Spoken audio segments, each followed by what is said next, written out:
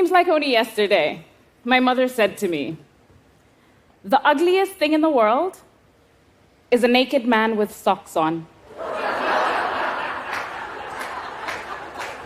Can you believe that was the first piece of sex advice I ever received? I was 11 years old, growing up in Kenya. And I believe this might have been my mother's way of trying to scare me out of having intimate relationships with men. It didn't.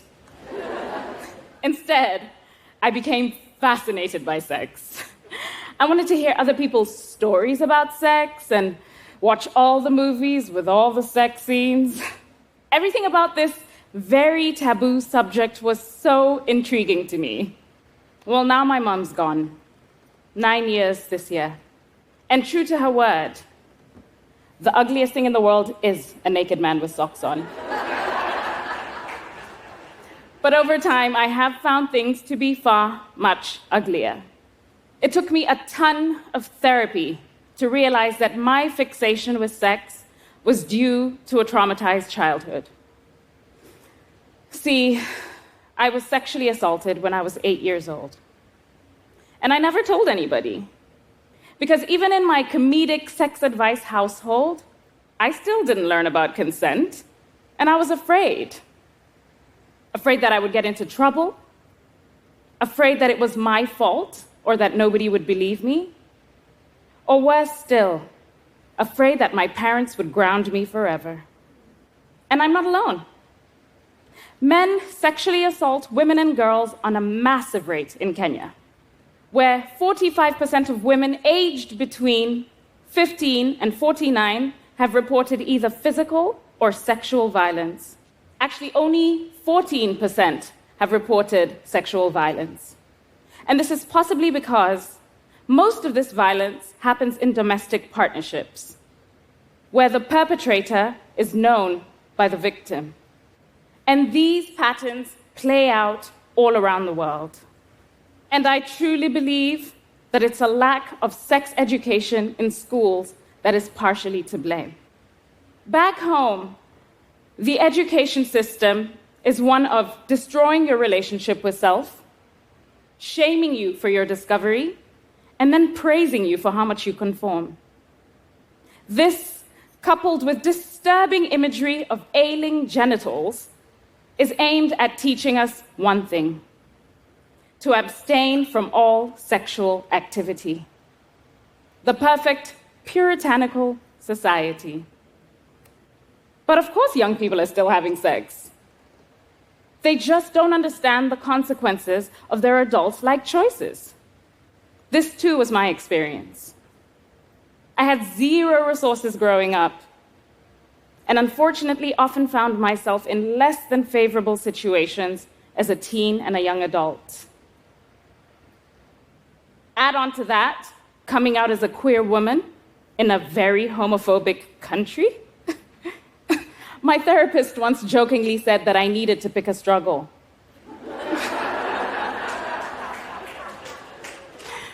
All of this is to say, I really want to create a better transition process for young people, because I truly believe that the more we talk about sex, the safer and the better it'll be for everybody.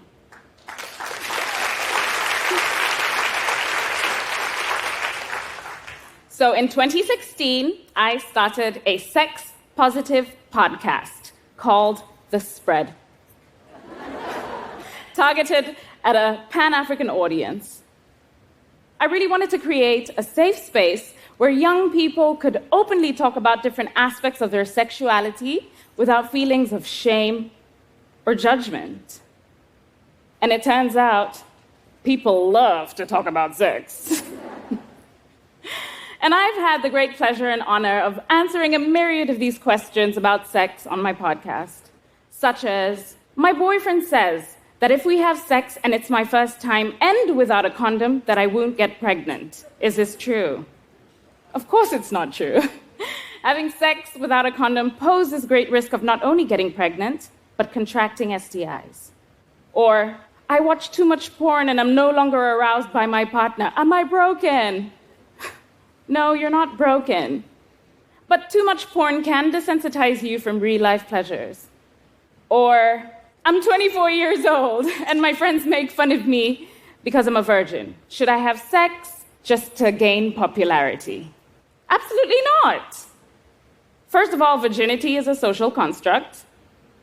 And I think you should have your sexual debut, thank you, when you're good and ready to.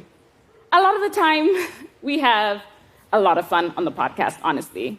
But sometimes it does get a little bit serious, especially when it comes to one topic in particular: consent. These are some of the questions I receive. My husband insists on having sex with me even when I don't want to. I've relayed my concerns. He always responds with, "You're my wife. It's your place to do so. How do I prevent this from happening?" Or, "I went out last night and woke up this morning next to the guy that was chatting me up. I have no idea what happened, but I think we had sex. What should I do?" It's conversations like these that reinforce the fact that people don't have the first clue how to talk about consent. So it's become my life's work to create a curriculum to educate young people on consent. Now, the inspiration for this might surprise you, but I got it in my 30s after a visit to a BDSM dungeon.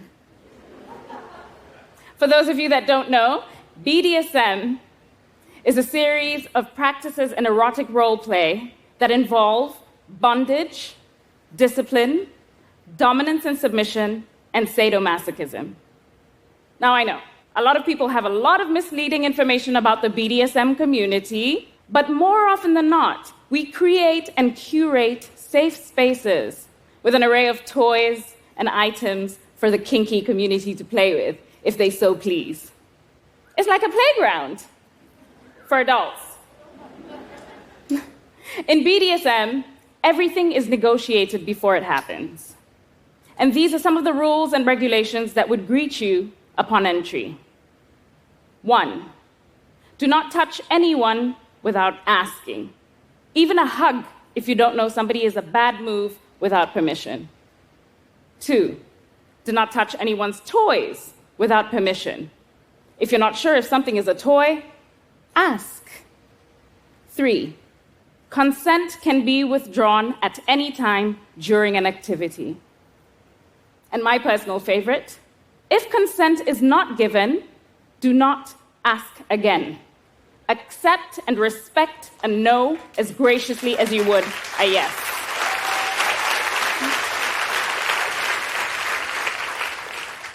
Now, in no way am I interested in teaching children BDSM.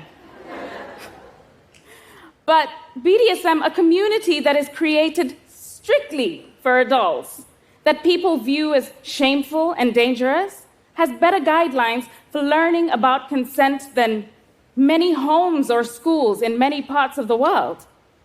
And like you've heard, these rules aren't specifically sexual, but they can apply to sex.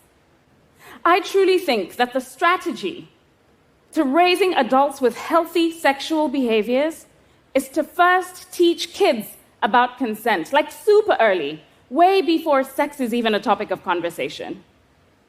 Can you imagine having conversations with kids and letting them know that everything about their bodies can be negotiated? For example, let them decide who they want to help them during bath time. Or tell them that they don't have to accept that kiss on the cheek from grandma. Or tell them that they have to ask for permission before they play with somebody else's toy truck. And let them know that they can say, actually, my pronouns are they, them, without feeling guilty. It's these tools that will help keep our children safe and respect people throughout their lives. We have the power to shape the future. The solutions are simple. It's the patriarchy that's so damn difficult.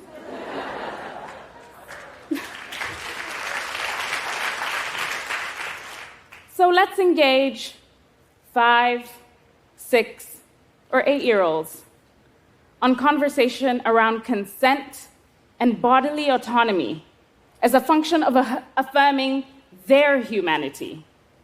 which in turn can look like adults having safe, healthy, pleasurable, and fun sex. Because consent isn't just about sex. It's first about communication and relationships. Thank you.